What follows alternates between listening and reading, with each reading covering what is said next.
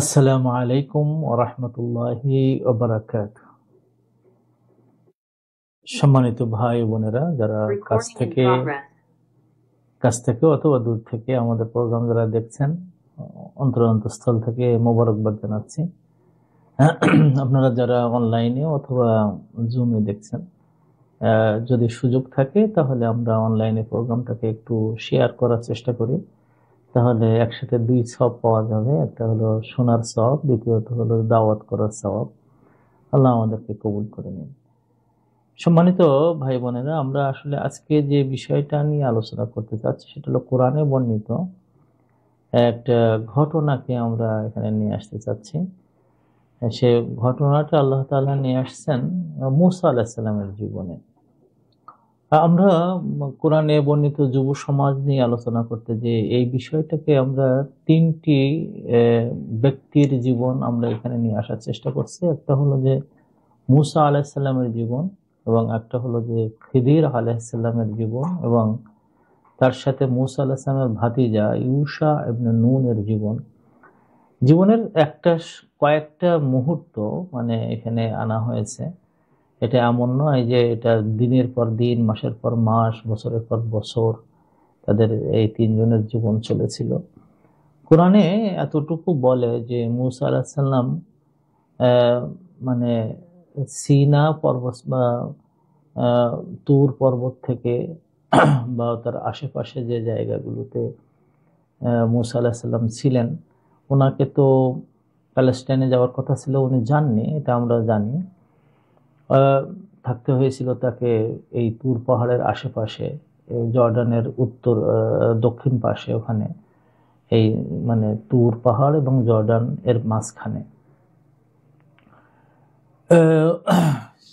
সেখানে তিনি তার রাজত্ব বলি আর বনি ইসরায়েলকে তিনি ২ ভাবে দেখাশুনো করেছেন। বনি ইসরায়েলদের সংখ্যা তখন ছিল ৬৫০,০০০, ৬,৫০,০০০। তাদেরকে তিনি ৪০ বছরের মতন বা তারও কাছাকাছি বা তার কম বেশি মোটামুটি ভাবে তিনি তাদেরকে দেখাশুনো করেছেন। এই ৪০ বছর তিনি যখন দেখাশুনো করেন, এই দেখাশোনাটা ২ ভাবে ছিল। একটা হলো যে মানে নবীরা যেভাবে সেই সময়কার বনি ইসরাইলের নবীরা তাসুসুহুমুল আম্বিয়া, তাদের জাতিকে নেতৃত্ব দিতেন সিয়াসাত যেটাকে বলা হয়, রাজনীতিতে এবং নবুয়তে, ২ দিক দিয়ে তারা দেখাশোনা করতেন। মূসা আলাইহিস সালামের জীবনটা ওইভাবে চলেছে। এই দেশবিহীন দেশ, ওনার দেশ ছিল প্যালেস্টাইন, যাওয়ার কথা, সেখানে যেতে পারেননি, কিন্তু এই এলাকায় তিনি ছিলেন। গেল। তো এখানের একটা ঘটনা তার জীবনে আল্লাহ তাআলা নিয়ে এসেছেন, যেটা আমাদের যুব সমাজের জন্য খুবই উপকার, এবং আমি সেই আলোচনাটা এখানে নিয়ে আসছি। সেটা হলো যে জ্ঞান শিক্ষায় মূসা আলাইহিস সালাম এবং আল্লাহ তাআলা একজন মানুষকে জ্ঞান শিক্ষার কেমন ধরনের জ্ঞানী এবং কেমন ধরনের যারা জ্ঞান পিপাসু এবং তাদের সহকারী কেমন ধরনের হয়, সেটা একটা আলোচনার মধ্যে নিয়ে আসছেন। সেটা আমরা আলোচনা করতে যেয়ে তার ভূমিকার নাম দিয়েছি, টাইটেল দিয়েছি যে আল কোরআনে বর্ণিত মূসা এবং খিদির আলাইহিমুস সালাম। মূসা আলাইহিস সালাম তার জীবনটা ঘটনাবহুল, এবং প্রত্যেকটা জায়গায় যেটা কোরআনের মধ্যে আল্লাহ তাআলা আলোচনা করেছেন, আমরা যদি কখনো সুযোগ হয় যে কোরআনের কাহিনী যখন শুরু করব আলোচনা করতে, তখন ওগুলো আমরা নিয়ে আসব। কিন্তু তার আগে আমরা এখানে এই বিষয়টা নিয়ে আসতে চাচ্ছি এই কারণে মূসা আলাইহিস সালাম এবং খিদিরের, যে এখান থেকে আমরা কয়েকটা বিষয়ে আমরা একটু সামনে যাব। একটা হলো শিক্ষা গ্রহণ করার যে ইসলামিক নীতিমালা, সেই জায়গায় যাওয়া। দ্বিতীয়ত হলো যে মানে যারা শিক্ষা নেন তাদের মধ্যে যে আদাব, ইসলামিক ম্যানার থাকা দরকার, সেই ব্যাপারে আলোচনা করা দরকার। এবং তৃতীয়ত হলো যে কাদার বা এই পৃথিবীতে যেগুলো চলছে ঘটমান, যেগুলো মানুষ, অমানুষ, জন্তু, জীব, আল্লাহর সৃষ্টি, যে যা করে, এই করার পিছনে যে ভিতরে উৎকটভাবে একটা জিনিস প্রকাশিত হয়, সেটা হলো আল্লাহ তাআলার একটা ইচ্ছা থাকে, সেই ইচ্ছা হয়তো আমরা অনেক সময় বুঝি না, না বোঝার কারণে আমরা কখনো ক্ষেপে যাই, কখনো নিরাশ হই, কখনো আমরা এমনও দেখা যায় যে কোনো ঘটনার কারণে মানুষ ডিনাউন্স ইসলামও করে, ইসলাম থেকে বেরিয়ে চলে যেতে পারে। তো এই ঘটনাটা আমাদেরকে এই শাশ্বত জীবনের কাছে আমাদেরকে বারবার ফিরিয়ে নিয়ে আসবে আর কি আশা করা যায়। এখানে আমরা যে প্রথমে যে বিষয়টা আলোচনা করতে চাচ্ছি সেটা হলো যে মুসা আলাইহিস সালামের জীবনে মানুষের কাছ থেকে শিক্ষা নেওয়ার একটা সুযোগ আল্লাহ তাআলা করে দিলেন। এর আগে আল্লাহ তাআলা মুসা আলাইহিস সালামকে স্ব জ্ঞান দিয়েছিলেন। স্ব জ্ঞান মানে হলো যে মুসা আলাইহিস সালামের যে জ্ঞানটা হলে একজন নবী হওয়া যাবে সেই জ্ঞানটা দিয়েছিলেন, আর আল্লাহ তাআলা তাকে নবী করার জন্য যে জ্ঞান দেওয়া দরকার ছিল সেই জ্ঞানটাও দিয়েছিলেন। একজন নবীর যে জ্ঞান থাকা দরকার মুসা আলাইহিস সালামকে সেই জ্ঞানই তিনি ঋদ্ধ করলেন, এবং বিয়ন্ড দ্যাট আল্লাহ তাআলা কি কোন জ্ঞান দিতে চান সেটাও মুসা আলাইহিস সালামকে দিয়েছিলেন। একসময় এমন ঘটনা ঘটলো যে মুসা আলাইহিস সালাম বক্তৃতা দিচ্ছিলেন কোনো এক জায়গায়, বনি ইসরায়েলের মানে যেখানে মালারা এলিট ক্লাসের একদল লোকের সাথে একটা আলোচনা চলছিল। সেখানে তার কাছে প্রশ্ন করা হলো যে তোমার চেয়েও কেন জ্ঞানী আছে কি, হাল তা'লামু আহাদান আ'লামু মিনকা, যে তুমি কি এমন কোনো ব্যক্তিকে জানো যে তোমার চেয়ে বেশি জ্ঞানী। এটা বিষয়ে বলার পিছনে কারণ হলো যে জাগতিক এবং মানে ইহজাগতিক এবং পারলৌকিক জীবনে মুসা আলাইহিস সালামের যে জ্ঞান বনি ইসরাইল দেখেছে, তো ওই জ্ঞানের কেউ তার পাশে যাওয়ার মতন কেউ ছিল না। যদিও তৎকালীন সময়েও বিভিন্ন জ্ঞানের বনি ইসরাইলরা পণ্ডিত ছিল, কিন্তু আল্লাহ তাআলা তাকে যে জ্ঞান দিয়েছিলেন ইলমান ওয়া হুকমান, দুটো জ্ঞান দিয়েছিলেন। নবীদের জ্ঞানের দুটো ধারা থাকে, একটা হলো ইলমান থাকে, একটা হুকমান থাকে। ইলম হলো যে এমন জ্ঞান যেটা যাবতীয় সমস্যার সমাধান করতে পারা, এটা কিন্তু চারটিখানি ব্যাপার না। আমার কাছে যদি কেউ জিজ্ঞেস করে যে এই বাংলাদেশে তো এই রেক্টর এত 5.5 বা 5.2 রেক্টর ভূমিকম্প হয়ে গেল, তো এই সম্পর্কে আপনার একটা বক্তব্য দেন, যে এই রেক্টর যদি একটু বাড়তো কমতো বিল্ডিংগুলো কিভাবে কি করতে হতো, আমি দেখা যাবে যে আলোচনা সম্ভব না, আমার এই এলএম নাই। আমার বলতে হবে যে এলএম নাই। যদি আমার কাছে কেউ জিজ্ঞেস করে যে একজনের তো 3rd স্টেজে ক্যান্সার হয়ে গেছে, এখন এর থেকে ফিরে আসার জন্য কি কি করা লাগতে পারে, তো আমার এ সম্পর্কে জ্ঞান নেই, কারণ আমি কিন্তু নবীদের জ্ঞানটার বিষয়টা এমন যে আল্লাহ রাসূল সাল্লাল্লাহু আলাইহি ওয়াসাল্লাম থেকে শুরু করে নিয়ে সমস্ত নবীদের যে দুনিয়ার সমস্ত সমস্যা যেটা হবে তার সমাধান এই তাদের জ্ঞানটা দিতে পারত। আর দ্বিতীয়ত হুকুম মানে হলো শাসন, মানে হলো যে মানে সমস্যার সমাধান যেগুলো মানুষে মানুষে করা যায়। কিছু সমস্যার সমাধান নিজে আপনি এবং পৃথিবী এবং আল্লাহ তাআলা এর মাধ্যমে সম্ভব। আপনি কিভাবে জীবনযাপন করবেন, পৃথিবীর একটা নিয়ম কানুন আছে, সেটা আপনি মোটামুটি ফলো করে জীবনে যাপনটা করলেন দুনিয়াতে। তো এটা আপনি এবং ওই আপনার যতটুকু জ্ঞান দরকার, এর জন্য আবার ইউনিভার্সিটিতে যাওয়াটাও দরকার হয় না। আর কিছু জ্ঞান আছে যেটা হলো যে মানুষে মানুষে এ করতে গেলেই, যেমন আপনি 10 জন মানুষ চালাবেন, তো এর চালাবার জ্ঞান লাগে। আপনি একটা ফ্যাক্টরি চালাবেন, তো ফ্যাক্টরির জ্ঞান লাগে। আপনি একটা টিভি সেন্টার চালাবেন, তো টিভি সেন্টারের জ্ঞান লাগবে। এই এই এই এই জায়গাগুলোতে হুকুম লাগে, এগুলোতে হুকুম লাগে। এই জ্ঞান দিয়ে শুধুমাত্র ফু দিলে অথবা চুপ করে থাকলে হয় না, নির্দেশ দিতে হয়, এইটা করো, ওইটা করো, এই করো, ওই করো, এখানে হুকুম। তো এটাকে নবুয়তের জ্ঞান বলে। হ্যাঁ, নবুয়তের দুটো ধারা থাকে সবসময়, নবুয়তের জ্ঞান। এই জন্য দেখবেন যে কোরআন শরীফে 500টা আয়াত আছে এমন যেখানে হুকুম থাকবে। এই মানুষ মনে করে যে দিন যার যার দিন, তার দিন সে ব্যক্তিগত বিষয় না। দিন কখনো ব্যক্তিগত বিষয় না, নবুয়ত কখনো ব্যক্তিগত বিষয় না। যা হোক, যখন তার কাছে এই কথা জিজ্ঞেস করলো যে হাল তা'লামু আহাদান আ'লামু মিনকা, তুমি কি এমন কি কাউকে চেনো কিনা যে তোমার চেয়ে আরো বেশি জ্ঞানী। মুসা আলাইহিস সালাম তখন বললেন যে না, আমার চেয়ে জ্ঞানী তো থাকার কথা না, আমার চেয়ে কোনো জ্ঞানী নাই। আল্লাহ তাআলা তখন বললেন যে না, তার কাছে ওহী করলেন যে মুসা তুমি একটু ভুল কথা বললো, তুমি তার আমার একটা নবী আছে, আমার একজন লোক আছে, আব্দ আছে, আব্দুনা খেদেরুন, খেদের, তার কাছে তুমি যাও। অথবা মুসা আলাহিসাল্লাম বললেন যে আমি যেতে চাই। এই একাধিক রেওয়ায়াত আসছে। আর একটা রেওয়ায়াতে আসছে যে একবার তিনি ওয়াজ করলেন যেখানে মানুষ কেঁদে ফেললো, একেবারে সাংঘাতিকভাবে কেঁদে ফেললেন, এবং মানে মানুষের মন নরম হয়ে গেল। তখন তার কাছে যখন জিজ্ঞেস করছে তার চেয়ে কোনো ভালো শিক্ষিত লোক আছে কিনা, মুসা আলাহিসাল্লাম বলে ফেলছেন যে না, আমার চেয়ে বেশি শিক্ষিত বর্তমান জামানায় কেউ নাই। এটা গর্ব হলে হতে পারে, কিন্তু আল্লাহ তাআলা গর্ব হিসেবে নেননি। তাহলে তো মুসা আলাহিস সাল্লামকে শাস্তি দিতেন। একবার নবীরা গর্ব করবে, গুনার কাজ করবে, আর আল্লাহ তাআলা শাস্তি দেবেন না, এটা তো হয়নি কোনোদিন। কিন্তু মুসা আলাহিস সাল্লামের এই জবাবটা একজন শিক্ষা নবিশ বা যিনি শিক্ষা নিতে চান তার জন্য এটা সাজে না। নবুয়তের ধ্বজাধারীদের জন্য এই কথাটা সাজে না। এই যে জায়গাটা, এটা ঠিক, এটা সত্যি সত্যি যে তিনি তার ব্যাপারে তিনি সবচেয়ে মানে জ্ঞানী, কিন্তু এমন কিছু জ্ঞান থাকতে পারে যে জিনিসটা তিনি না জানলেও আরেকজন জানেন। এইটা হলো সম্পূরক এবং পরিপূরক জ্ঞান।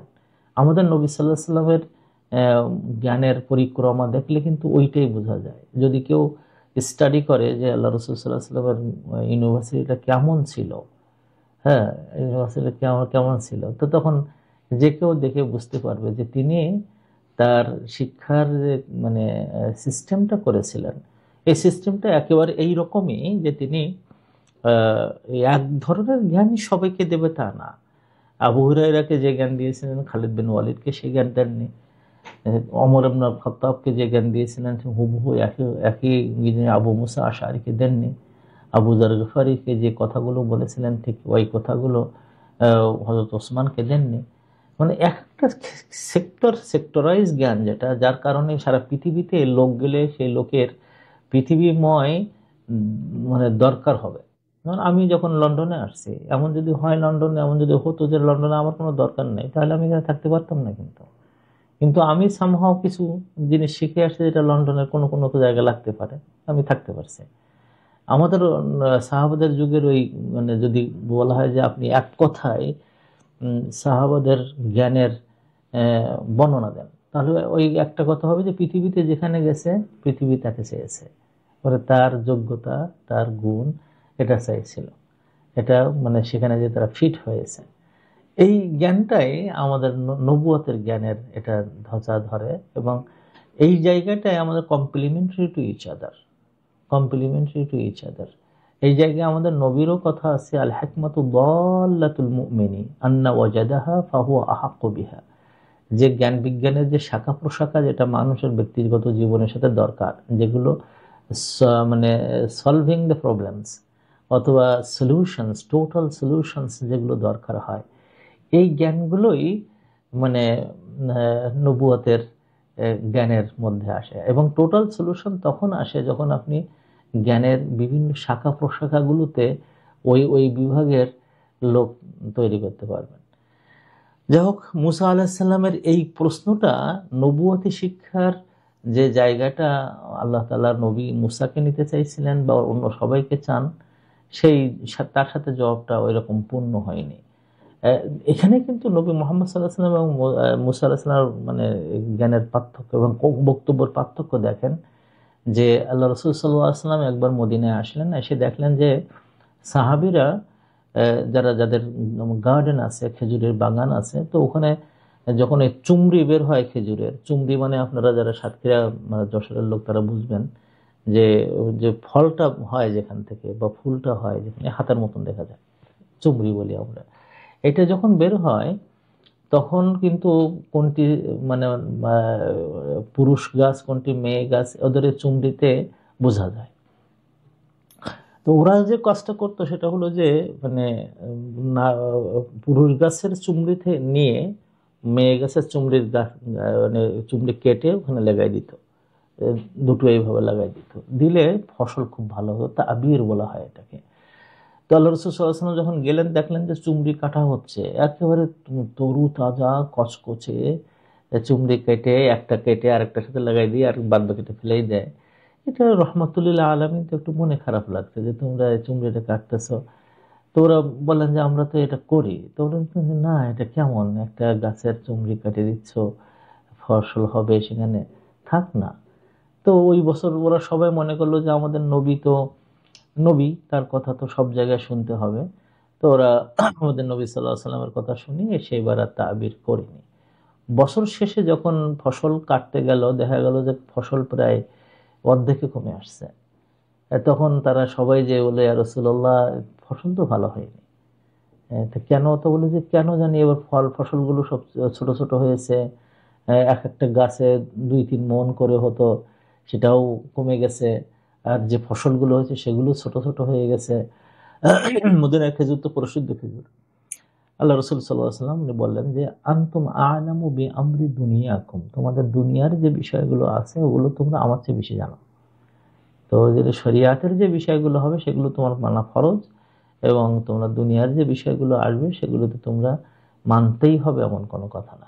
এই যে জায়গাটা আমাদের নবী সাল্লাল্লাহু আলাইহি ওয়াসাল্লাম যে জায়গাটায় উনি গেছেন, মুসা আলাইহিস সালামের ওই জায়গাটায় আল্লাহ তাআলা হয়তো আশা করছিলেন যে তার মুখ থেকেও এরকম কথা বেরিয়ে আসবে, যে কিছু কিছু দিক আছে যেটা আমাকে জানানো হয় না, বা আমি হয়তো বিষয়টা জানি না। যাই হোক, এই বিষয়টা একজন যারা জ্ঞানের হবে, পথের সারথি হবে, তাদের কিন্তু এটা জানা দরকার, এই ম্যানারটা থাকা দরকার। আপনি যখনই মনে করবেন যে আপনি পরিপূর্ণতা লাভ করেছেন, আমরা বলি যে পূর্ণ কলসে আর কোনো ফোঁটা যায় না। পূর্ণ কলস হয়ে আসছেন, এর মানে হলো যে আপনারা কোনো জ্ঞান আসবে না। এটাই আল্লাহ তাআলা কিয়ামত পর্যন্ত মানুষকে শিখিয়েছেন, যে পৃথিবীর সেরা নবী, পৃথিবীর সেরা জ্ঞানী, যাকে আল্লাহ তাআলা বলেও দিয়েছেন যে আমি ইলমে মুহক্কাম দান করেছি মূসাকে, সেই রকম একজন নবীর ক্ষেত্রেও তিনি বলেছেন যে না, তোমার আরেকটা টিচিং নিতে হবে। সেটা হলো যে মানুষের সাথে যখন কম্পেয়ার করবা, তখন মানুষকে তার মূল্যগুলো দেওয়া, বা কিছু কিছু জায়গায় তার মূল্যকে নেওয়া, কাজে লাগানো, এটা কিন্তু জ্ঞানের পথের লোকদের দরকার। এবং ওইটাই আমাদের নবীর ভাষা, যেটা আমি বলতেছিলাম যে আল হিকমাতু দাল্লাতুল মুমিন। মনে হবে, তুমি মনে করে নাও যে এটা যেন আমাদের হারিয়ে যাওয়া সম্পদ, আন্না ওয়াজাদাহা ফাহুয়া আহাক্কু বিহা, তুমি যেখানে পাচ্ছ ওটা, তুমি কিন্তু ওইটা নেওয়ার জন্য অধিকতর মানে যোগ্য। আমর ইবনুল আসের একটা ঘটনা এখানে মনে মানে উল্লেখ করতে হয়। পৃথিবীর ইতিহাসে এটা স্বর্ণ অক্ষরে লেখা থাকবে যে এই মুসলমানদের যতদিন এই রকম চাহিদা ছিল জ্ঞানের প্রতি, এবং আকাঙ্ক্ষা ছিল শেখার প্রতি, এবং গভীরতার প্রতি তাদের মানে সবসময় চলমান প্রক্রিয়া ছিল, রাত দিনে তারা জ্ঞানের গভীরতার দিকে যেত, ততদিন কিন্তু তারা পৃথিবী চালাইছে। আমর ইবনুল আস উনি যখন আলেকজান্দ্রিয়া গেলেন, তিনি সেখানে মানে জয় হলো, এটা জয় হলো আলেকজান্দ্রিয়ার, তখন দুটো জিনিস সারা পৃথিবী বিখ্যাত ছিল, একটা হলো তার লাইব্রেরি, এবং তার হলো তার এই অনুবীক্ষণ দূরবীক্ষণ যন্ত্র। ওখান থেকেই তারা পৃথিবীর বিভিন্ন জায়গায় তারা দেখতে, মারসদ বলা হতো। তো ওখান থেকেই তারা পৃথিবীর বিভিন্ন এই যে এগুলো সৌরমণ্ডলের, যেটা অ্যাস্ট্রোনমি বলে, এই জিনিসগুলোকে তারা সেখানে অনেক উন্নত পর্যায়ে চলে গেছিল। তো আমর ইবনুল আস যখন ওইটা দখল করে ফেলে, মুসলমানদের পক্ষে এটা নিয়ে আসেন, তখন কপটিক মানে খ্রিস্টান যারা ছিল, তারা সব এরা যুদ্ধে মানে পরাজিত হয়ে যায়, আটক হয়ে যায়। কয়েক হাজার যুদ্ধবন্দী ছিল তার হাতে। তো খ্রিস্টানরা যখন মানে উনি জয় করে ফেললেন, তখন তারা সবাই এসে আমর ইবনুল আসের কাছে আত্মসমর্পণ করে ওই একটা দাবি করলো যে আমাদের মানে যারা আটক হয়েছে, যুদ্ধবন্দী হয়ে গেছে, ওদেরকে আপনি ক্ষমা করে দেন, মানে মুক্ত করে দেন।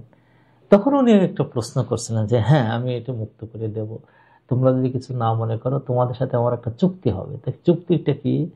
তো তোমাদের আলেকজান্দ্রিয়া যে বইগুলো আছে, এই বইগুলোকে আমাদের ওপেন করতে হবে। তো ওখানে আমি কিছু বই নেব, আর যেগুলো আমার দরকার হবে না সেগুলো আমি নেব না। এখন তোমরা যদি এই অনুমতি দাও, তাহলে আমরা ওই কিছু বইয়ের বিনিময়ে আমরা এই বন্দীদেরকে মুক্ত করে দেব।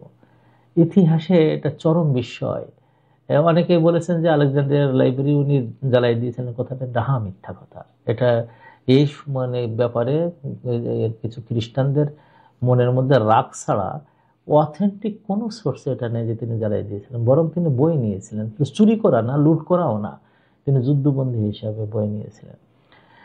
সেই বইগুলোর মধ্যে অ্যাস্ট্রোনমির জ্ঞান তারপরে যেটা খুবই দরকার হতো তখন মুসলমানদের, কারণ ওটার মাধ্যমেই আমরা আমাদের মাস, চন্দ্র মাসগুলোকে হিসাব করতে পারি। অ্যাস্ট্রোনমির জ্ঞানগুলো সেখানে তারা যতদূর উন্নত হয়েছে ততটুকু আছে। তারপরে হলো ভূগোলের জ্ঞান, জিওগ্রাফিক যেটা যেটা তার দরকার ছিল। মোটামুটি এমন কিছু জ্ঞানের, ম্যাথমেটিক্স, এমন কিছু জ্ঞানের বই তিনি নিয়ে আসছিলেন যেগুলো মুসলমানদের তখন দরকার ছিল, এবং ওইগুলো পরে অনুবাদ করা হয় এবং মুসলমানরা অনেক বেশি উন্নত হয়। এই জায়গাটায় সাহাবাদের অ্যাপ্রোচ ছিল এরকমই। হযরত ওমর রাদিয়াল্লাহু তাআলা আনহু একসময় বললেন যে এখন মানুষ যেভাবে ইসলামী সমাজে হয়ে গেছে, তখন তার সময়ে রাজত্বের ছিল, এদিকে ছিল আফগানিস্তান, আফগানিস্তান পর্যন্ত তিনি পৌঁছে গেছিলেন। আর ওই দিকে ধরেন আপনার মানে মরক্কো, তারপরে হলো আলজেরিয়া, ওই পর্যায়ে তিনি গিয়েছিলেন। আর এদিকে তোমার চায়নার আশেপাশ পর্যন্ত উনি গিয়েছিলেন। আর ইউরোপের বেশ কিছু জায়গায় টোকা দিয়েছিলেন। তো এই যে পর্যায়ে তিনি যাওয়ার পরে ওনার মাথায় কাজ করলো যে এখন মানুষের ক্যাটাগরিক্যালি, মানুষের এগুলো হওয়া দরকার, আদমশুমারি হওয়া দরকার ক্যাটাগরিক্যালি। কারা বদরি সাহাবা ছিলেন, কারা প্রথম কাতারের সাহাবি ছিলেন, কাদেরকে সমাজের সোশ্যাল ওয়েলফেয়ার, রাষ্ট্রের আওতাভুক্ত আনা দরকার, কোন কোন পরিবারে দুস্থ আছে, সে মানে হিন্দু মানে অন্য অন্য ধর্মেরও হোক না কেন। উনি ওইগুলো নিয়ে ওর চিন্তা করলেন যে আমি এগুলোকে বিভিন্ন ক্যাটাগরিতে এদেরকে সাজাবো, ওয়েলফেয়ার রাষ্ট্রের রূপরেখা তিনি দিলেন। তখন যে ওরা বলল যে পারস্যরা এটা করে, তখনকার বিশ্বে এটা আর অন্য জাতি করতো না, পারস্যরা এটা করে, এবং তারা যেটা করে এটা দেওয়ান বলা হয়। দেওয়ানের মধ্যে ওনারা সব এগুলোকে ওই ক্যাটাগরি করেন মানুষের।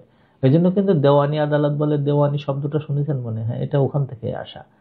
তো মানে হযরত ওমর কিন্তু ওটা নিয়েছিলেন। এই যে জ্ঞানের যে বিভিন্ন ধারায় যাওয়া, এটা এবং সে শিখা, এটা মুসা আলাইহিস সালামের এই ঘটনাটা দিয়ে আমাদেরকে আল্লাহ তাআলা বলতেছেন যে তুমি যদি এমন জ্ঞানের অধিকারী হও যে তুমি কোরআন এবং হাদিস শিখেছো, এইটাই দিয়ে তোমার জীবন যেন শেষ না হয়ে যায়, যে না আমার এটাই আমার জীবনের শেষ, তা না। তুমি মানে তোমার জ্ঞানের অন্যান্য ধারায় তুমি যাওয়ার জন্য প্রস্তুত হয়ে। এক্ষেত্রে মনে পড়ে যে দুইজন মনীষীর কথা, আপনারা একটু এদের উপরে পড়বেন। একজন নূর কুতুবুল আলম। নূর কুতুবুল আলম দিনাজপুরে আসছিলেন।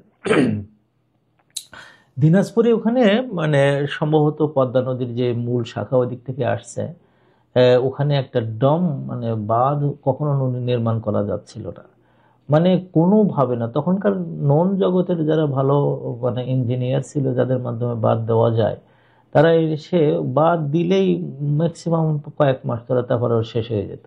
কারণ ওখানে কারেন্টের যে ধারাটা ছিল, ওই ধারাটা অনুভব করা ইঞ্জিনিয়ারদের বড় দরকার, যেটা কোন দিক দিয়ে কখন কোনটি আঘাত করে বা চাপ দেয়, এটাও বোঝার দরকার হচ্ছিল। তো ওই সময় নূর কুতুবুল আলম একজন সেরা ইসলামিক পণ্ডিত ছিলেন, তাকে আনা হয় এবং তিনি যে বার্তা দেন আজও পর্যন্ত ওই বার্তা ওইভাবে রয়েছে। এবং ওটা কিন্তু মানে এখনো ওটা শেষ হয়নি, কারণ ওটা বোঝার জন্য যে ইঞ্জিনিয়ারিং জ্ঞান দরকার ছিল, ওই শেখের মধ্যে এটা ছিল। আপনি যদি মানে খানজাহানের দিকে তাকান, খানজাহান আলীর কথা আপনি চিন্তা করে দেখেন যে দক্ষিণ এলাকায় খুলনার থেকে শুরু করে তার দক্ষিণ সুন্দরবন পর্যন্ত এখনো পর্যন্ত তার নাম না নিলে মনে হবে যেন যে অপূর্ণ থেকে যাচ্ছে সবকিছু। কারণ ওই এলাকায় সবচেয়ে বড় সমস্যা ছিল কলেরা। ওই কলেরা আসতো পানিবাহিত সমস্যায়। তিনি ওই থেকে বাঁচার জন্য যে সমস্ত দিঘিগুলো কাটলেন, এখনো পর্যন্ত সেই দিঘিগুলো আছে।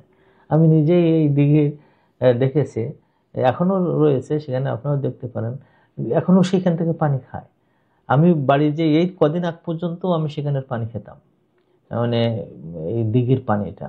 এই যে এই এই জায়গাটা আসা মুসলমানদের, তো এখানে মানে জ্ঞানের এই যে চূড়ান্ত জায়গায় যাওয়াটা, আমাদের কোন লক্ষ্যে যাওয়া যায়, কিভাবে যাওয়া যায়, সেটা এই ঘটনার মধ্যে আছে। এখন আমরা প্রথমে আসি যে মুসা আলাইহিস সালাম মানে যেখানে যেতে হয়েছিল এবং যার কাছে গিয়েছিলেন, এরা দুইজন কারা, বা যে জায়গাটা, সে জায়গাটা কোনটি। আমরা কোরআনের কিছু কিছু বিষয় আছে যে বিষয়গুলো নিয়ে আমরা কখনো চিন্তা ভাবনা করতে চাই না, আবার করার দরকারও নাই, কারণ এগুলো আল্লাহ তাআলা এমন এক জায়গায় রেখে দিয়েছেন যে এটা গবেষণা করে তেমন কোনো ফল পাওয়া যায় না। তবে কোরআন মানে এমন কোরআনের বিষয়গুলো যে এর গবেষণা চলতেই থাকবে। তার মধ্যে একটা হলো যে মুসা আলাইহিস সালামের সাথে যে মুসা আলাইহিস সালামকে যার কাছে পাঠানো হয় খিদির আলাইহিস সালামই নিকে। এইখানে মানে অনেক ধরনের কথা আছে এবং আমরা ওই কথাগুলোর মধ্যে আমরা যাব না। প্রায় ধরেন 39 ওপিনিয়ন আছে তার সম্পর্কে, 39 ওপিনিয়ন। তো আমরা এই ওপিনিয়ন জানা দরকার কি? আমরা বলি যে আব্দুম মিন ইবাদিনা, আল্লাহ তাআলার পক্ষ থেকে আল্লাহ তাআলার একজন খাঁটি বান্দা। এবং তার সম্পর্কে আরেকটা কথা বলা হয় যে তিনি এখনো জীবিত আছেন। এই কথাটা আমরা বিশ্বাস করি না। করি না এই কারণে যে আল্লাহ তাআলা এটা কোরআনের কোথাও এখানে বলেননি এবং হাদিসেও আল্লাহ তাআলা আল্লাহ রাসূল এরকম সহিহ হাদিসে নাই। বরং সহিহ হাদিসে এমন আছে যে তিনি একবার বলেছিলেন যে আজকে আমরা যারা দুনিয়ায় আছি উনি 100 বছর কথা বলেছিলেন, তারপরে যে আর থাকবে না কেউ। তা যদি খিদির আলাইহিস সালাম থাকবেন তাহলে বলতেন যে খিদির ছাড়া। হ্যাঁ, তাকে না বলা হয় যে তিনি নাকি সারাটা এখনো পর্যন্ত আছে। আমাদের গ্রামে আমরা যখন ছোটবেলায় ছিলাম তখন দেখতাম যে নৌকার মাঝিরা যখন নৌকা ছেড়ে দিত তখন মুসলমানরা খিজিরের নাম নিয়ে ছাড়তো। এটা শিরক। এটা খিজির নাকি খাজা খিজির, তারা বলতো যে পানিতে বসবাস করে না, এটা ওই কথাটা সঠিক না। এবং তিনি যে মানে আবাদি জীবন পেয়েছেন, চিরস্থায়ী জীবন পেয়েছেন, কথাটাও ঠিক না, এটাও অসম্ভব কথা। তিনি একজন মানুষ ছিলেন যাকে আল্লাহ তাআলা আব্দুম মিন ইবাদিনা করেছেন, আমার আমার খাঁটি বান্দাদের একজন। আব্দুন মানে এটা তাজিমের জন্য বলছেন। দ্বিতীয়ত হলো যে আমরা এই কথাও বলি না যে তিনি নবীর বাইরে কেউ ছিল। কারণ হলো যে নবী মুসা আলাইহিস সালামকে যে জ্ঞান দেওয়া হয়েছিল তাকে আরো ডিকটেট করেছেন জ্ঞানের, সেজন্য অধিকাংশ কথা যে তিনি একজন সুফি ছিলেন অথবা তিনি একজন সুফি ঘরানার মানুষ ছিলেন এই কথাটা ঠিক নয়। তিনি একজন নবী ছিলেন, এটাই মানে অধিকাংশ এবং আহলে সুন্নাত ওয়াল জামাতের একেবারে অধিকাংশ কথা হলো সেটা। তো আমরা এর চেয়ে বেশি আর আমরা যাই না। এটাও আমরা বলি তাকমিনে, আমরা শুধু আল্লাহ তাআলার যে ভাষাটা যে আব্দুম মিন ইবাদিনা ফাওয়াজাদা ফিহা আবদাম মিন ইবাদিনা, আমাদের বান্দাদের একজন লোক পেল আল আব্দুস সালেহ, আল্লাহ রাসূল তাকে বলেছেন আল আব্দুস সালেহ, একজন খাঁটি বান্দা। তো এইভাবে আমরা আলোচনা করতে পারি। তবে নবীকে যেহেতু তার কাছে শিক্ষা নিতে গিয়েছেন, এই জন্য যারা বলেছেন যে তিনি নবী ছিলেন এই কথাটা অধিকতর সত্যের কাছাকাছি। 2 নম্বর হলো যে জায়গাটা মাজমাউল বাহরাইন। পৃথিবীতে মাজমাউল বাহরাইন অনেক জায়গায়, দুটো সাগরের মিলনস্থল। বাহার মানে হলো সাগর, 2 সাগরের মিলনস্থলে যেতে হয়। দুই সাগরের মিলনস্থল পৃথিবীতে 5-6টা জায়গা। একটা হলো জিব্রাল্টার যেটা বলা হয়, ওটা মানে আটলান্টিক মহাসাগর এবং এদিকে হলো ভূমধ্য সাগরের মাঝখানে, ওইটা হলো জোড়ের জায়গাটা। আরেকটা হলো আপনার মানে সিঙ্গাপুরের ওখানে, সেটা হলো প্যাসিফিক, যেটা প্রশান্ত মহাসাগর, আর এদিকে হলো ভারত মহাসাগরের সঙ্গমস্থল। এরপরে আছে আপনার আরব, খালিজ শাতিল আরব বলা হয়, যেটা যেটা এখন এখন পারস্য উপসাগর বলে অথবা এটাকে আরব সাগর বলে। এই জায়গাটা এবং তার সাথে ভারতীয় যেটা ভারত মহাসাগর, যেটা এর এই যে সঙ্গম স্থলটা, এটা এই জায়গাগুলোকে মাজমাউল বাহরাইন বলা হয়। আর একটা তখনকার সময়েও খুব প্রসিদ্ধ ছিল, সেটা হলো ইডেন প্রণালী। ইডেন প্রণালীটা হলো ইয়ামানের পশ্চিম পাশে, আর ওদিক থেকে সোমালিয়া বা জিবুতি এর এখানে সঙ্গম স্থলটাকে তখনকার সময় ওটাকে মানে হাবশার রাজত্ব বলা হতো। ওই জায়গায় এই কয়টা জায়গায় পৃথিবীতে নন, একটা হলো জিব্রাল্টার, একটা হলো এডেন প্রণালী, একটা হলো যে হুরমুজ প্রণালী যেটা বলা হয়, যে মানে ভারত মহাসাগর এবং আরব সাগরের মধ্যে, আর ওদিকে হলো আমাদের সিঙ্গাপুরে, ওখানে মালয়েশিয়া, তখন মালয়েশিয়ার সাথে ছিল ওই প্রণালীটা। এই প্রণালীগুলো ছিল তখনকার সময়ে একেবারে সবচেয়ে নামকরা প্রণালী এবং এইসব জায়গাগুলো তো ব্যবসায়ের বড় বড় জায়গা ছিল। তো ওনাকে কোন জায়গায় পাঠানো হয়? মাজমাউল বাহরাইন, 2 সাগরের মিলনস্থল। কেউ বলেছেন যে ইয়ামানের এই জায়গায়, আর কেউ বলেছেন হুরমুজ প্রণালীর ওই জায়গায়। তো ওনার অবস্থানটা, মুসা আলাইহিস সালামের যে অবস্থানটা, সেই অবস্থান যদি দেখেন আপনারা, যে উনি ছিলেন তুর পাহাড়ের ওই আশেপাশে, এবং জর্ডানের দক্ষিণ পাশে, তুর পাহাড়ের উত্তর পাশে ওই যে মাঠটা, বিশাল জায়গা যেটা আছে, ওই জায়গায় তিনি ছিলেন। তো এই জায়গায় যদি উনি থাকেন, তাহলে ওখান থেকে তার মানে হুরমুজ প্রণালী বা এই এইদিকে আসা বেশি সহজ, এবং এইটাই বোধহয় মানে আলোচনা দ্বারা বোঝা যায়। কারণ তিনি যখন বের হয়েছিলেন তখন তিনি একটা মাছ আল্লাহ তাআলা নিতে বলেছিলেন, যে একটা ভাজা মাছ তুমি নিয়ে এসো। মাছ ভাজা করলে অনেকদিন থাকে, তো এই ভাজা মাছ তাকে নিয়ে আসতে বলেন এর মধ্যে, বস্তার মধ্যে করে, মাক্তালে করে। আর তার সাথে তার ভাতিজা ইউশা ইবনে নুনকে নিয়ে আসেন। যা হোক, এখানে আল্লাহ তাআলা তাকে যখন বলেছেন যে অমুক জায়গায় যাও, মাজমাউল বাহরাইনে, তো আমরা প্রাধান্য দিচ্ছি যে এই পারস্য সাগর বা যে আরব সাগরও বলা হয়, আরব ও সাতিল আরব বলা হয় এই জায়গাটা, আর এদিকে ভারতের এই যে এই মিলন সঙ্গম স্থলটা, হুরমুজ প্রণালীর এই প্রণালীটা হওয়ার সম্ভাবনা প্রচুর, এবং সেখানে তিনি গিয়েছিলেন। আল্লাহ তাআলা বলে দিয়েছিলেন যে তোমার কাছে যে মাছটা নিয়ে যাবো, ওই মাছটা এক জায়গায় নড়াচড়া করবে, নড়াচড়া করে সেখানে জীবিত হবে, ওই জায়গায় একটা লোক আছে, তাকে তুমি খুঁজে পাবা। যা হোক, উনি গেছেন। আল্লাহ তাআলা আমাদের যে গল্পটা শোনাচ্ছেন সেটা হলো, তিনি বলছেন আউযু বিল্লাহি মিনাশ শাইতানির রাজিম, লা আবরাহু হাত্তা আবলুগা মাজমাআল বাহরাইনি আও আমদিয়া হুকুবা, যে আমি থামবো না, আমি চলতে থাকবো যতক্ষণ না আমি মাজমাআল বাহরাইনে আমি পৌঁছাচ্ছি, অথবা কিছু দূর। হুকুব মানে হলো, হুকুবের এটা হলো যে আরো কিছু দূর, এটা হতে পারে কয়েক রাতের, কয়েক দিনের, অথবা দিনের কিছু অংশ আমি হাঁটতে থাকবো। এটাই হলো আল্লাহ তাআলার পক্ষ থেকে বলে দেওয়া হয়েছে। এর পিছনে কারণ আছে। কিছু কিছু মানে এই গল্পটা আমাদেরকে পড়তে হয় এই কারণে, কিছু কিছু জিনিস আছে কিন্তু যেটা মা ওয়ারা ও সিতার, মানে কার্টুনের মানে ভেইলের অন্তরাল থেকে ডিকটেট করা হয় আমাদের জীবনে, আমরা সেটা বুঝি না। আমরা অনেক সময় একবার ফেল করলে কোনো ব্যবসায় অথবা কোনো জবে অথবা কোথাও, আমার মন খারাপ করি না। কার্টেনের ওই পার থেকে 7,000 নূরের, 70,000 নূরের পর্দার ওই পাশ থেকে কিছু কিছু ডিকটেট আসছে, সেইভাবে আপনি চলবেন, এবং ওই চলাটা আপনার মানে মেনে নেওয়া দরকার, তাকদীরটাকে মেনে নেওয়া দরকার। যা হোক, এই ঘটনা তো তিনি জানতেন না, মুসা আলাইহিস সালাম জানতেন না যে কি ঘটনা ঘটতে যাচ্ছে, কেন আমি মাছ ভাজবো, কেন আমি বস্তায় নেব, কেন আমি ওইটা নিয়ে সামনে যাব, কেন আমি মাজমাউল বাহরাইনে অথবা তার চেয়ে আরো কিছু দূর হাঁটবো, এটা তো তিনি জানেন না। তিনি মাজমাউল বাহরাইনে গেছেন। ওখানে যাওয়ার পরে তারপরে দেখতেছে যে ওখানে কিছুক্ষণ দেরি করছিলেন, দেরি করে যখন উঠে ও একটু ঘুম দিয়েছিলেন, দুইজনে ঘুমাইছে। ঘুমানোর সময় ওরা যে কাজটা করতো, যে যে মাছটা তো বড় ফ্যাক্টর হবে, বলে দেওয়া হয়েছে মাছটা জীবিত হয়ে চলে যাবে, ওই জায়গায় তুমি আমার বান্দাকে পাবা। তো দেখেন, মানে আল্লাহ তাআলা মুসা আলাইহিস সালামকে জ্ঞান শিখার একটা জায়গায় ঘুরাচ্ছেন এমন ভাবে যে তার প্রত্যেকটা পদক্ষেপে দেখাচ্ছেন যে মুসা আলাইহিস সালাম, তুমি কিছুই জানো না, মুসা তুমি কিছুই জানো না, তোমার কিছুই জানা নাই, এরকম একটা অবস্থা তৈরি করতেছে। এবং আমি মনে করি, আমি এই মানে বিশেষ করে যখন আমি আমার জাগতিক জ্ঞানের সর্বশেষ ডিগ্রিটা নিয়েছিলাম, তারপরে আমার একটা ইন্টারভিউ নিয়েছিলেন ঢাকা ইউনিভার্সিটির খুব নাম করা প্রফেসর ডক্টর ফজলুর রহমান সাহেব, ডক্টর ফজলুর রহমান সাহেব। বর্তমান জামানার বাংলাদেশিদের মধ্যে সবচেয়ে আরবির খেদমত যেটা করেছেন তিনি, তার মানে ডিকশনারি গুলো, আরবির ওয়াফি ডিকশনারি খুব নাম করা, খুবই ভালো মানুষ।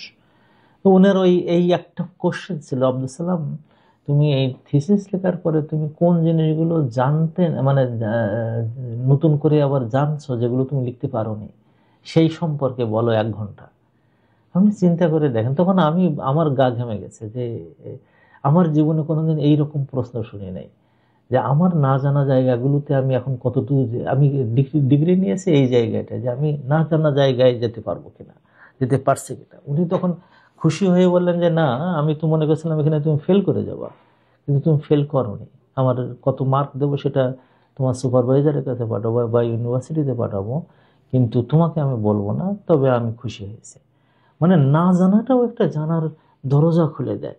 আপনি যদি কখনো এরকম একটা পজিশনে যান যে আপনি জানতেছেন না, বুঝতেছেন না, মনে করবেন যে আল্লাহর পক্ষ থেকে আপনার একটা জানা বোঝারে দিয়েছেন।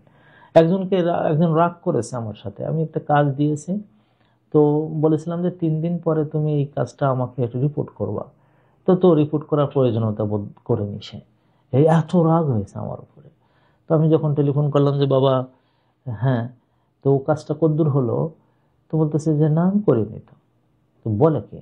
"তা তোমাকে না করতে বললাম।" বলে আপনার কোনো জ্ঞান নাই, আপনি আমার পথ বলছেন না, আপনি কি করবো? আমি বললাম এই তো, এই জায়গাটা মুসা আল্লাহ সাল্লামকে রাখা হয়েছিল, এবং তিনি প্রত্যেকটা পদে পদে উনি মনে করছেন যে আমি শেখার দিকে যাব, আমি শেখার দিকে যাব। রাগও আছে, আবার শেখার মানে অভিপ্সা আছে। যতক্ষণ পর্যন্ত ওনার শেখার ছিল ততক্ষণ পর্যন্ত আল্লাহ তাআলা তাকে এই ভালো বা বান্দার কাছে রাখছিলেন। এমন এক সময় আসছিল যে সময় মুসা আলাইহিস সালামও বলতেছে যাক, আমার আর লেখা, আমার আর নেওয়া দরকার নেই। আর তার সাথে যিনি ছিলেন তিনিও বললেন যে না মুসা, তুমি আমার পক্ষে সম্ভব হবে না। ওই জায়গায় যে মুসা আলাইহিস সালামের উপযুক্ততা এবং আল্লাহ তাআলার সাথে তার কমিটমেন্টের জায়গাটা উনি বুঝতে পেরেছিলেন যে পৃথিবীর সমুদয় জ্ঞান কোনো একজনের পক্ষে নেওয়া সম্ভব নয়। যা হোক, ওখানে যে শুয়ে পড়লেন, তারা ঘুমালেন, ঘুমানোর পর থেকে উঠে পড়লো, ওঠার পরে তারপরে ওরা হাঁটা শুরু করেছে। ওরা হাঁটা শুরু করে দুইজনে, ফালাম্মা বালাগা মাজমা বাইনিহিমা, তখন ওখান থেকে বেরিয়ে একটু সামনের দিকে যাচ্ছে, তখন ওই সময়টা ফাত্তাখাযা সাবিলাহু ফিল বাহরি সারাবা নাসিয়া হুতাহুমা, তারা যে মাথার উপর নিচে মাছটাকে দিয়ে শুয়েছিল, ওই মাছটা গোপনে গোপনে পানির ভিতরে চলে গেল, ওরা টের পায়নি। আচ্ছা, টের পায়নি এটা তো ভালো কথা, জায়গা তো ওইটাই। কিন্তু দেখেন আল্লাহ তাআলা এমন ভাবে ব্যবস্থা করতেছেন যে ওরা মাছটা চলে গেল, এইটা সেই যখন ওরা যখন উঠছে, বস্তা উঁচু করছে, বস্তার মধ্যে মাছ আছে কিনা সেটা তারা বোঝার চেষ্টা করলো না, দেখার চেষ্টা করলো না, ওইটা নিয়ে তারা সামনে যাচ্ছে। সামনে যে ওখানে মাজমাউল বাহরাইন, ওখানে তো পাওয়ার কথা ছিল, তো পেল না। তো তাহলে আমরা কি আরো হাঁটা লাগবে, ওই আমদিয়া হুকবা, আরো কিছু দূর তাদের যেতে হবে, ঠিক আছে? এই যাওয়াটা কিন্তু অনর্থক যাওয়া, এটা খেয়াল করে দেখুন। এই জায়গাটা, এই যাওয়াটা অনর্থক যাওয়া, মানে তাকে যে জ্ঞানটা শেখানোর জন্য যে মানুষের দরকার হচ্ছিল, সে মানুষটার যাওয়ার জায়গায় তারা ঘুমাইছিল। তারা জানেও না এই জায়গাটা সেই জায়গা। এরপরে তারা হেঁটে যাচ্ছে, তারা জানেও না যে তাদেরকে হেঁটে যেতে হবে। সব তাকদীরের বিষয়। এই জন্য জ্ঞান শিখার সাথে আমাদের এই যে জায়গাটা আসা, অনেক সময় কিছু কিছু সময় খারাপ লাগে। আমার ছাত্রছাত্রীরা যারা আছেন, একবার এক মানে ছাত্রীর সাথে আমার কথা হয় যে উনি 2-3টি ক্লাস করে তারপর বাদ দিয়েছেন, এবং বাদ দিয়েছেন তাও গ্রুপের মধ্যে একটু কষ্ট দিয়ে। তারপরে আমি বললাম যে বোন, সমস্যাটা কি? তো বলে যে এই এরকম কঠিন জিনিস পড়ার জন্য কি আমি আসছি নাকি? না, কঠিন জিনিস মানে হলো আপনার জানা নেই এগুলো, তাই না? বলে হ্যাঁ, তা ঠিক। তার মানে এখনো জানতে হবে আপনাকে। এইটা মুসা আলাইহিস সালামের এই জায়গাটা যেতে পারাটাই একজন মানুষের পৃথিবীতে জ্ঞানের পরিপূর্ণতা সাধনের দিকে যারা যায়, পারফেক্টনেস অফ নলেজে যদি কেউ যায়, তো ওই জায়গাটা হলো ওইটা যে আমি জানি না পিছনে ঘুরতে পারাটাই হলো নবুয়তের শিক্ষা ব্যবস্থার প্রধানতম দিক। আল্লাহ তাআলা যে জিনিসটা করতে চাই, ওয়া ইউআল্লিমুকুম মা লাম তাকুনু তা'লামুন, তোমরা যা জানতে না ওইটাই তোমাদের শিখাচ্ছে। যদি জানা জিনিস শিখতে হয় তাহলে কেন ওখানে যাব আমরা? তো এটা আমাদের সবচেয়ে বড় জিনিস, যে মুসা আলাইহিস সালাম জানেন যে মাজমাউল বাহরাইনে দেখা হবে লোকটার সাথে, সেখানে তারা শুইলেন, শোয়ার পরে তারা ওখান থেকে মাছ চলে গেল, ওনারা টেরও পেলেন না যে মাছ চলে গেছে। বস্তাটা নিয়ে যাচ্ছে, সেই বস্তার মধ্যে মাছ নাই, হ্যাঁ, তাও মানে ইয়ে লোকটা ভুলে গেল যে আমি মুসাকে বলি যে মাছের মানে বস্তার ভিতরে মাছ নাই। ফালাম্মা যা ওয়াজা, যখন মাজমাউল বাহরাইনের এই যে মানে প্রণালীটা পার হয়ে সামনের দিকে গেল, ক্বালা লিফাতাহু, তখন তার মানে সাথে ফাতাহ যে ছিল, সে তাকে ইউশা ইবনে নুন বলল, আতিনা গাদা আনা, ক্ষুধা লাগছে, আমাদের যে লাঞ্চের যে খাবারটা আছে খাবারটা বের করে নিয়ে আসো। লাকাদ লাকিনা মিন সাফারিনা হাদা, আমরা এই এই সফরে দেখতে পাচ্ছি নাসবা, এমন ক্ষুধা যে ক্ষুধায় একদম মানে জঠর জ্বালা করে। কিছু কিছু ক্ষুধা আছে যে ক্ষুধার মানে খাদ্যর প্রতি আগ্রহ জন্মে যে আমি এখন খাবো কিছু। কিন্তু এমন যদি ক্ষুধা হয় যে ক্ষুধাইতে আমি ছটফট করছি, আমাদের ডায়াবেটিসের রোগীরা আমরা মানে গা থরথর করে কাঁপতেছে, অথবা পেটে পাথর পর্যন্ত বাড়তেছে, এটাকে নসব বলা হয়। এমন ক্ষুধা যে ক্ষুধায় মানুষ খুবই হয়ে যায়, বেচাইন অস্থির হয়ে যায়, যেমন খাওয়া দরকার। তো মুসা আলাহিসাল্লাম বলছে যে তাজ্জব ব্যাপার হলো এই যে আমার বিভিন্ন জায়গায় চলি, চলাফেরা করি, ক্ষুধা লাগে, কিন্তু এই সফরে আমরা দেখতেছি আমরা নাসাবে পেয়ে গেছি। তখন তার সাথে থাকা ইউসা ইবনে নুন, সে তো হঠাৎ করে হয়ে গেছে যে আহারে আমি তো আপনাকে বলতে ভুলে গেছি, সেটা কি? আর আইতা ইদ আওয়াইনা আলা সখরাতি, যখন আমরা ওই মাজমাউল বাহরাইনে ওখানে একটা পাহাড়ের পাথরের জায়গায় বসেছিলাম।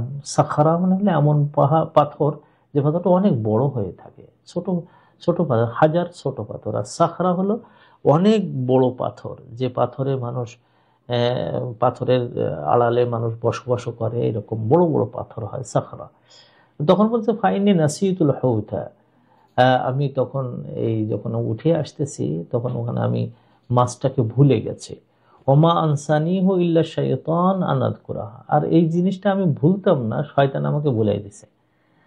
এবং তার অবস্থা ছিল এই যে ওয়াত্তাকাযা সাবিলাহু ফিল বাহরি আজাবা, ওখানে এই মাছটা সাগরের মধ্যে আশ্চর্যান্বিত ভাবে, অত্যন্ত বিস্ময়কর ভাবে মাছটা ওখানে চলে গেছে।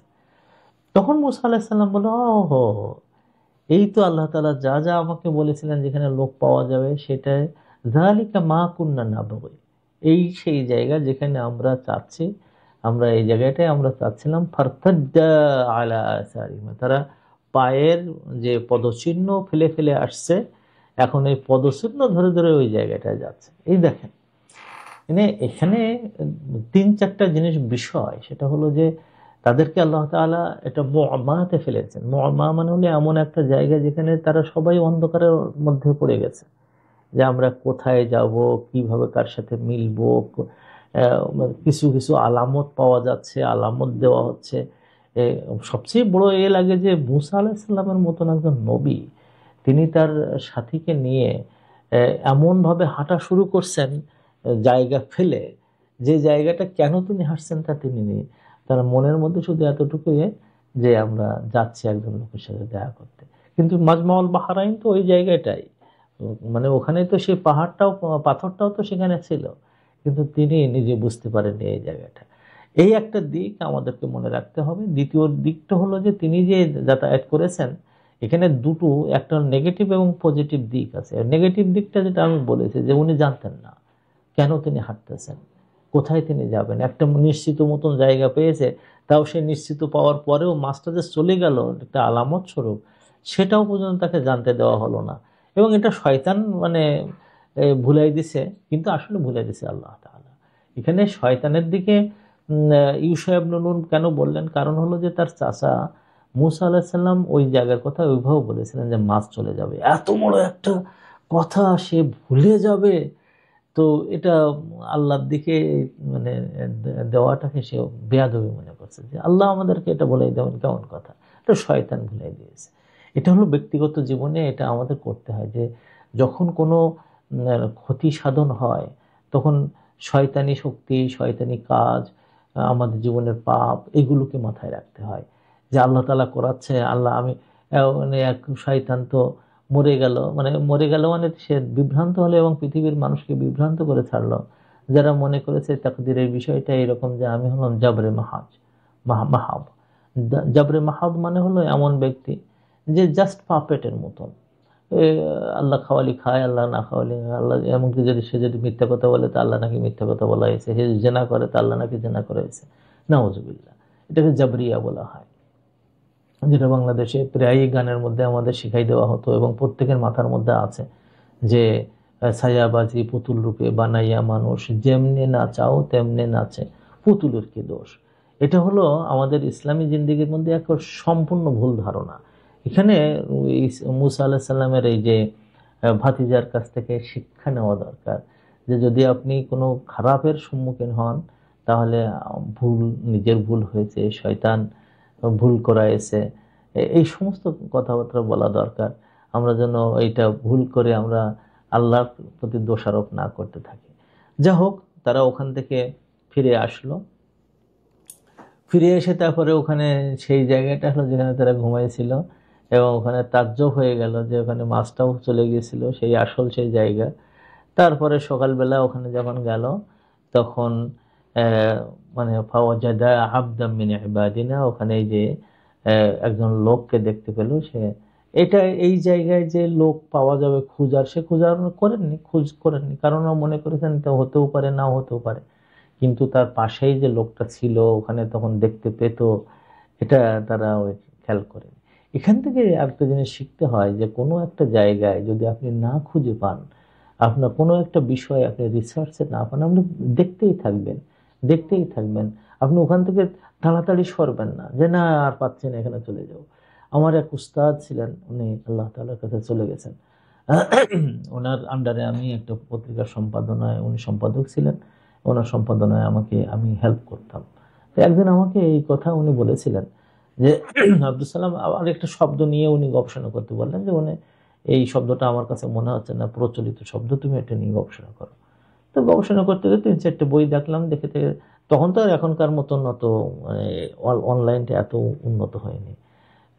মালয়েশিয়াতে আমি যখন ছিলাম, তো আমি তখন ফিরোজাবাদের বই পড়লাম, তারপরে আবার ওখানে লেসানুল আরব পড়লাম, অন্য যে সমস্ত ডিকশনারি পাওয়া যায় সেগুলো পাওয়ার পরে আমি পাইনি। মনে বলি এমন একটা শব্দ তুমি পাওনি, তুমি কতটুকু পড়াশোনা করেছো? হ্যাঁ। এরপরে উনি আমাকে লাইব্রেরিতে ধরে নিয়ে গেলেন, ধরে নিয়ে বলেন এইটা খোঁজো, এইটা খোঁজো, ওইটা খোঁজো, ওইটা খোঁজো। এক জায়গায় পাওয়া গেল। কি ব্যাপার? ওস্তাদ 3 ঘন্টা লাগছে, তাতে হাল লাগুক, সারা রাত লাগুক, একটা সব জন্য তুমি সারা রাত তুমি ব্যয় করতে পারবে না। এই গবেষণার এই যে জায়গাটা, আমাদের যে যুব সমাজের খুব তাড়াতাড়ি এখন গবেষণা করতে শিখেছে কি, যে এআই এর কাছে জিজ্ঞেস করে, এআই বলে দিতে পারলো তো পারলো, না পারলো তো না।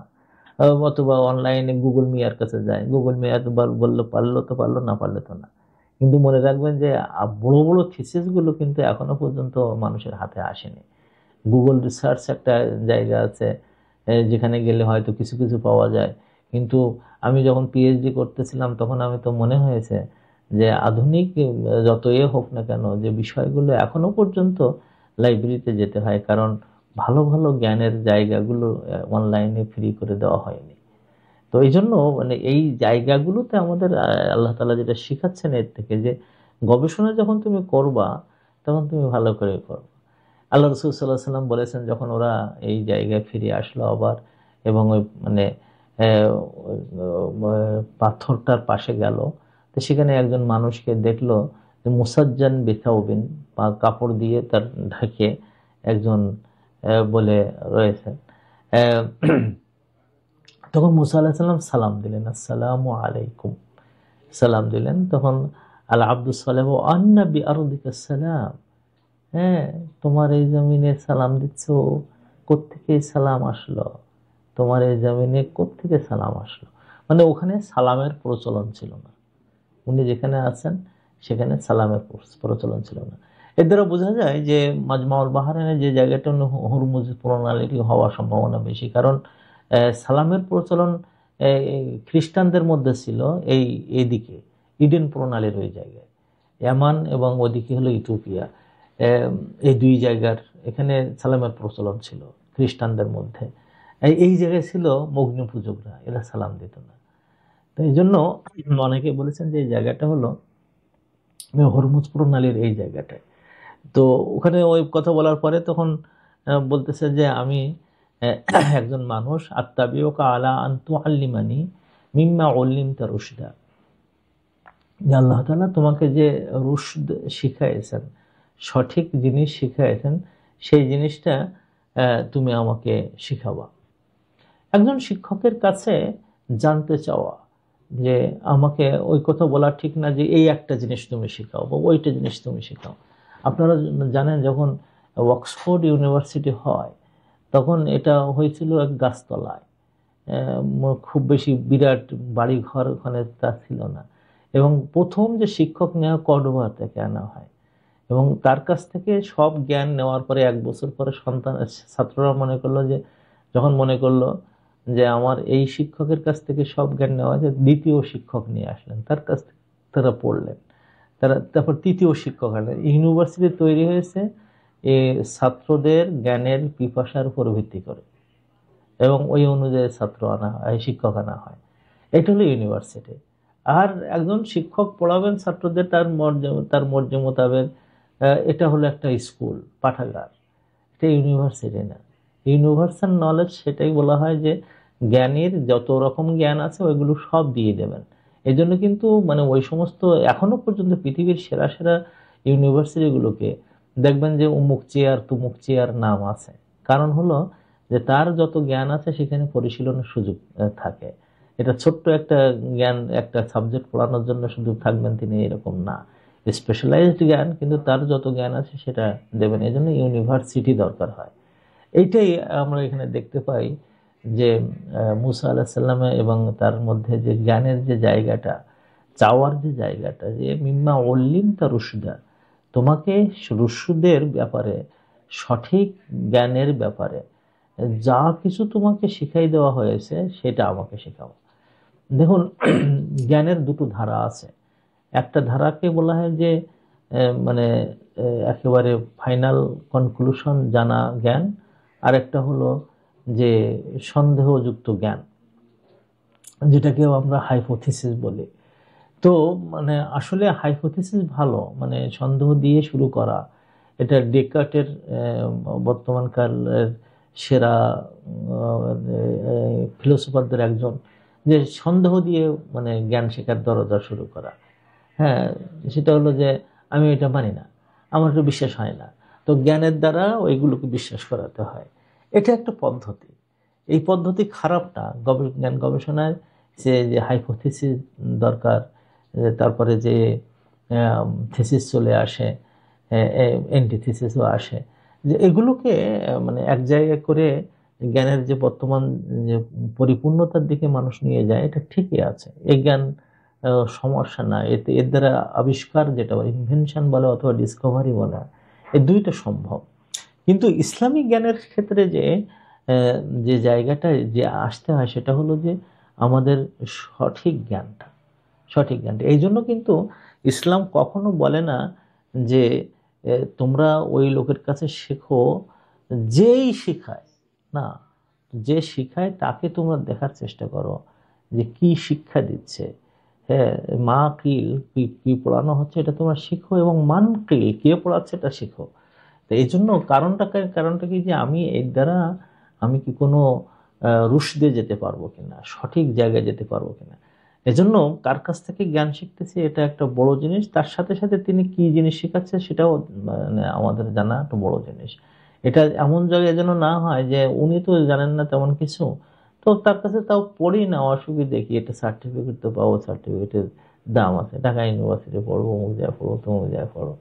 আমি আমি যখন ঢাকা ইউনিভার্সিটি ভর্তি হয়েছিলাম, তখন আমি দেখছি যে ঢাকা ইউনিভার্সিটিতে আরবিতে যারা পড়াতেন তার মধ্যে থেকে আলহামদুলিল্লাহ বড় বড় আরবিবিদ ছিলেন। ডক্টর মুস্তাফিজুর রহমান সাহেব, ডক্টর আবু বকর সাহেব, এরকম কিছু কিছু ছিলেন। কিন্তু এমনও মানে ছিলেন, আব্দুল মান্নান সাহেব ছিলেন, আব্দুল মাহবুদ সাহেব ছিলেন, আসলে খুব বড় বড় জ্ঞানী।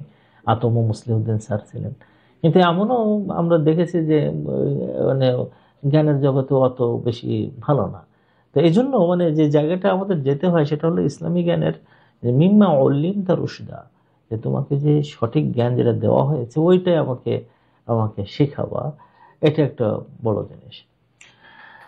ছাত্রের গুণ, যে আমি দুটো বিষয়ে আমি সামনে অগ্রসর হতে চাচ্ছি, সেটা হলো যে আমি আপনার কাছ থেকে শিখতে চাচ্ছি, এবং আপনার যে রুশদের যে জ্ঞান হয়েছে, যে মানে সঠিক জ্ঞানের যে জায়গা আছে ওই জায়গাটা আমি যেতে চাই। তো এই এখন রেসপন্স যেটা মানে খিদির আলাইহিস সালামের কাছ থেকে আসছে, সেটা এক অদ্ভুত রেসপন্স। এটাও ইসলামের মধ্যে থাকা দরকার। যে প্রথমেই কথা বলার পরে উনি ইন্নাকা লাং তাসতাতিআ মাইয়া সাবরা, তুমি কখনোই, তোমার পক্ষে সম্ভব হবে না যে তুমি আমার সাথে সবর করতে থাকবা। কারণ হলো যে এখানে জ্ঞানের যে সমস্ত জায়গাগুলো আছে সেই জায়গার কিছু জ্ঞান আছে যেগুলোর রেশনাল দিক থাকে, যেমন আমরা যে সাধারণত ইউনিভার্সিটি বা কোনো কলেজে বা যে সমস্ত জায়গাগুলো পড়ি, আর যেখানে রেশনাল কোনো মানে ব্যাখ্যা না থাকে, যেটা মানে যুক্তিগ্রাহ্য ব্যাখ্যা না থাকে, সেটা ধারণ করাও খুব কঠিন হয়ে যায়।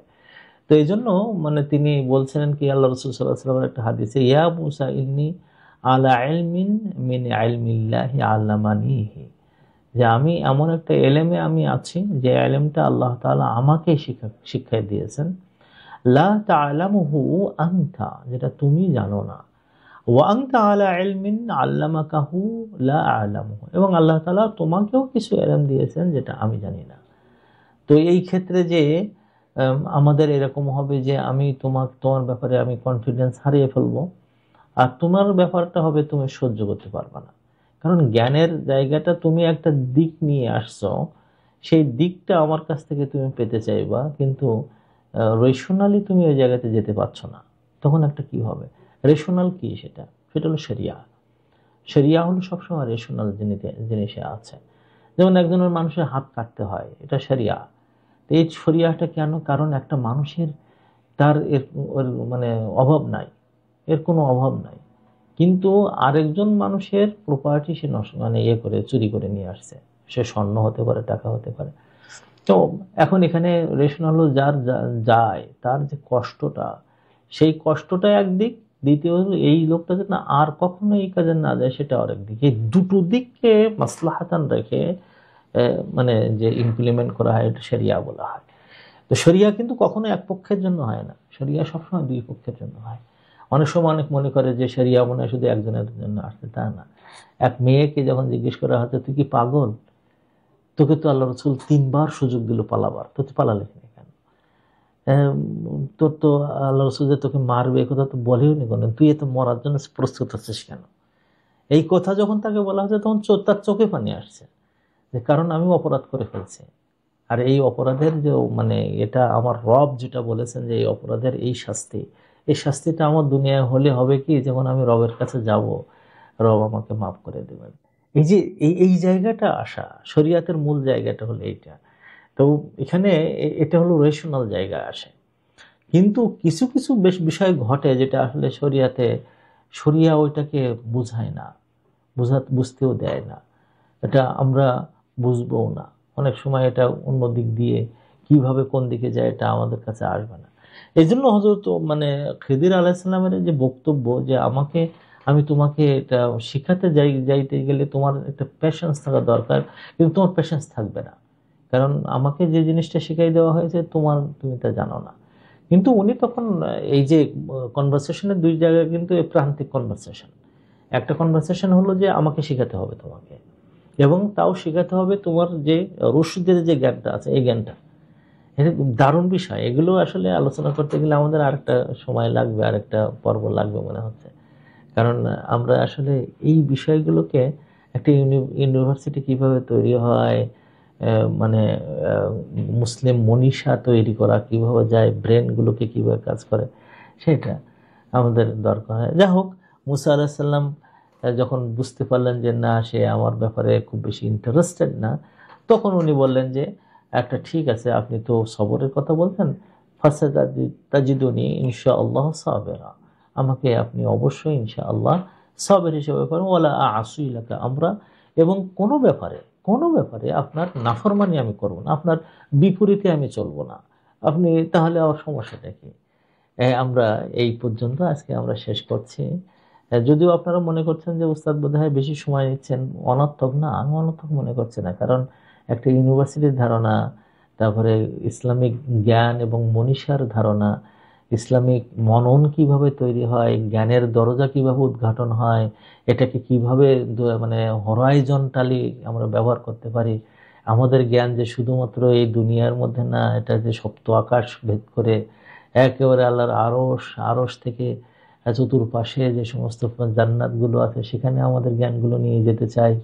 তো আমরা এই বিষয়গুলোকে আরো একটু বোঝার জন্য আগামী সপ্তাহে আপনাদের কাছ থেকে সময় চাচ্ছি। আগামী সপ্তাহে আমরা ইনশাআল্লাহ মুসা এবং খিদিরের দ্বিতীয় পর্ব আমরা শুরু করবো। আল্লাহ তাআলা আমাদেরকে কবুল করে নিন। আপনারা সবাই ভালো থাকবেন এই দোয়া করছি। কিউএনএস একাডেমির জন্য আপনারা দোয়া করবেন ইনশাআল্লাহ। আমরা যে বড় স্বপ্ন নিয়ে সামনে এগিয়ে যাচ্ছে, আমরা প্রথম পর্বটা শুরু হবে আলিমিয়া কোর্স দিয়ে। আলিমিয়া কোর্স মানে ওই সমস্ত লোকদেরকে আমরা নিচ্ছি যারা আলেম হতে চান কিউএনএস একাডেমির মধ্যে এবং মাধ্যমে, এবং আমরা চেষ্টা করব যে পৃথিবীর সেরা সেরা আলিমদেরকে দিয়ে এখানে পড়ানো। সেখানে আমার কাছে থাকবে কয়েকটা ক্লাস। শেখ আব্দুর রহমান মাদানী পড়াবেন, শেখ মাহমুদুল হাসান আল আজহারি তিনি পড়াবেন, শেখ মাসুম বিল্লাহ আজহারি, তারপরে শেখ তারেক নাসরুল্লাহ মাদানী তিনিও পড়াবেন। এবং আমরা আশা করতেছি আরো খুব ভালো ভালো আলেম ওলামাদের কাছে আমরা ইসলামের জ্ঞানগুলো শিখে নিজেদেরকে আলেম হিসাবে প্রতিষ্ঠিত করার চেষ্টা করব। এটা জানুয়ারি থেকে আমাদের ক্লাস শুরু হবে। আপনারা এখনই থেকে যারা ইন্টারেস্ট আছেন আমাদের ইন্টারেস্ট গ্রুপে জানাবেন ইনশাআল্লাহ। এই ব্যাপারে অধিক জানার জন্য আমাদের উম্মে সালমা আপা আছেন, আমাদের মোকাররম বিল্লাহ আছেন, আমাদের আরো কিছু ভাই বোন আমাদের সাথে যুক্ত হয়েছেন। তাদের কাছ থেকে আপনারা এগুলো পাবেন ইনশাআল্লাহ। আল্লাহ আপনাদের সবাইকে ভালো রাখুন এই দোয়া করতে, আমার জন্য আপনারা দোয়া করবেন। সুবহানাকাল্লাহুম্মা বিহামদিক আশহাদু আল্লা ইলাহা ইল্লা আনতা আস্তাগফিরুকা ওয়া আতুবু ইলাইক। আসসালামু আলাইকুম ওয়া রাহমাতুল্লাহি ওয়া বারাকাতুহু।